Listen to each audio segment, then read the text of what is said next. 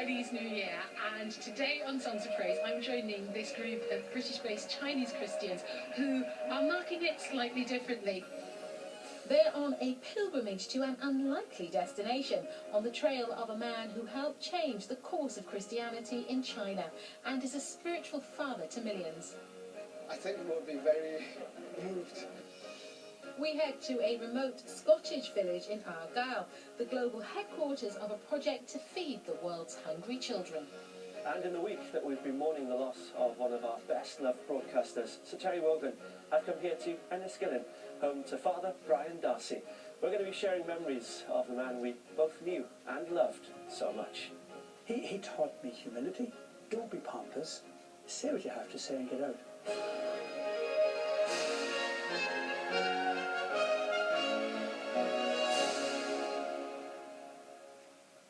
And of course, we've a selection of inspiring music from across the country, starting with this worship song from Brixton.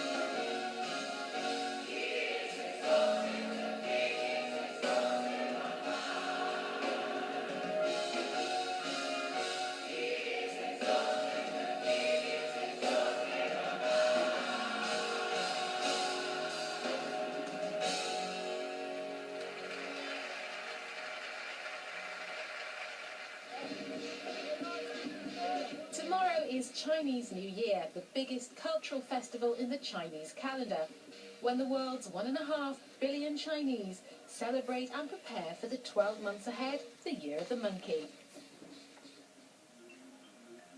This group of Chinese Christians in Manchester are marking the New Year in a novel way, by going on a pilgrimage.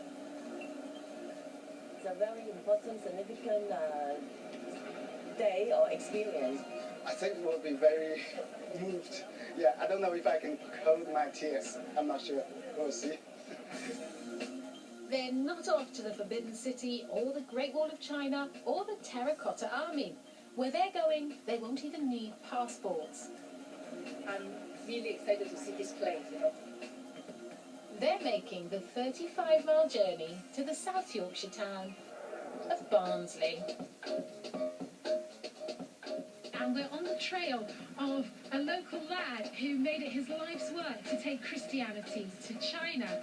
Well, today there are estimated to be more than 60 million Christians in China, many of whom consider James Hudson Taylor to be the founding father of their faith. However, he doesn't appear to be widely known in his hometown. Who is James Hudson Taylor? I don't know. Here's the MP. No, he's not an MP. I don't know. Does it ring a bell? No idea. Never heard of him. Surely someone's heard of him. Do you know who James Hudson Taylor is? Well, James Hudson Taylor was a very, very famous missionary. I know that he went through to China and did lots of missions. Correct! The son of a pharmacist and local Methodist preacher, he was born here in Barnsley in 1832.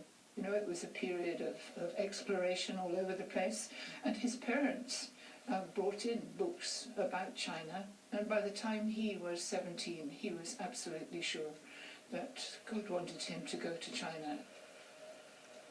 Although the Chinese had already encountered Protestant Christianity in coastal ports like Shanghai, it had yet to reach inland China. There were other British missionaries there before him and at the same time. What was so different about Hudson Taylor? He wanted to be as Chinese as possible, to reduce the distance between foreigners and the Chinese. So, for example, he adopted Chinese dress. He even had a pigtail. And his desire from the start was to make it possible for the church to be as Chinese as possible and led by Chinese. During the 50 years he spent in China, he was responsible for establishing hundreds of churches and nearly 200 schools, and founded the China Inland Mission, one of the largest Christian movements in the world. Okay, everyone, hello, ni hao. Ni hao. And welcome to Barnsley. I feel very, very energetic, very excited, yeah, and I can't believe that God just used this little place to do the amazing work among the Chinese, you know. Some people get very emotional. We've even had a number of people, when they get to Boots the Chemist, his birthplace, fall on the ground and kiss the ground and declare it holy space. It's an incredible spiritual experience that people get when they come here. Everybody happy? Yeah! Let's go! We'll be back with our Chinese Christians later in the programme as they see the birthplace of James Hudson Taylor for the first time. But next, it's to Bristol for this hymn of mission.